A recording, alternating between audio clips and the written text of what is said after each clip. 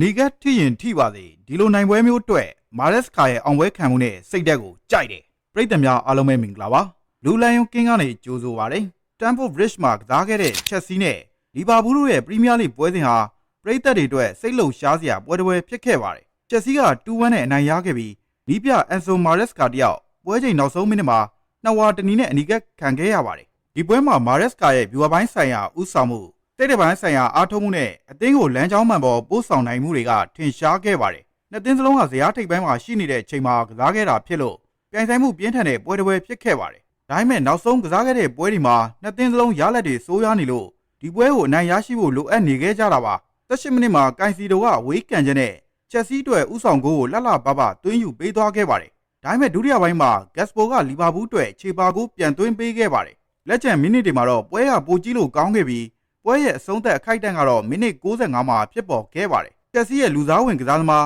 18နှစ်အရွယ်ဝီလီယံအက်စတာဘိုက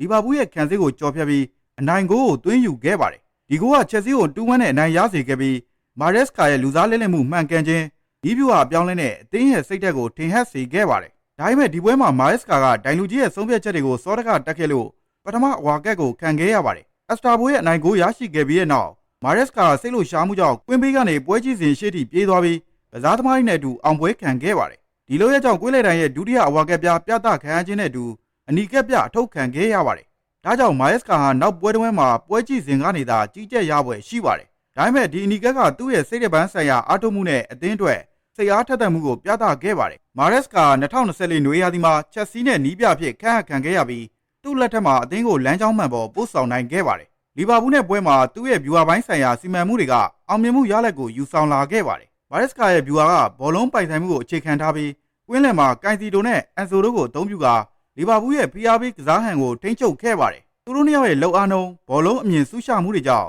ဒီပွဲမှာချက်စီကလီဗာပူးကွင်းလယ်ကိုအသာစီးရခဲ့ပါတယ်။ဒါကချက်စီရဲ့တိုက်စစ်အတွက်အခွင့်အရေးတွေဖန်တီးနိုင်စေခဲ့ပါတယ်။ပွဲရဲ့အဓိကအခိုက်အတန့်ကအက်စတာဘိုရဲ့အနိုင်ဂိုးဖြစ်ပါတယ်။ဒီဂိုးကမာရက်စကာရဲ့နီးဗျူဟာအပြောင်းလဲနဲ့လူစားလဲမှုရဲ့အောင်မြင်မှုကိုပြသခဲ့ပါတယ်။18နှစ်အရွယ်အက်စတာဘိုကိုပွဲချိန်နောက်ပိုင်းမှာထည့်သွင်းကစားခဲ့ပြီးသူ့ရဲ့လျင်မြန်မှုနဲ့အဆုံးသက်စွမ်းရည်က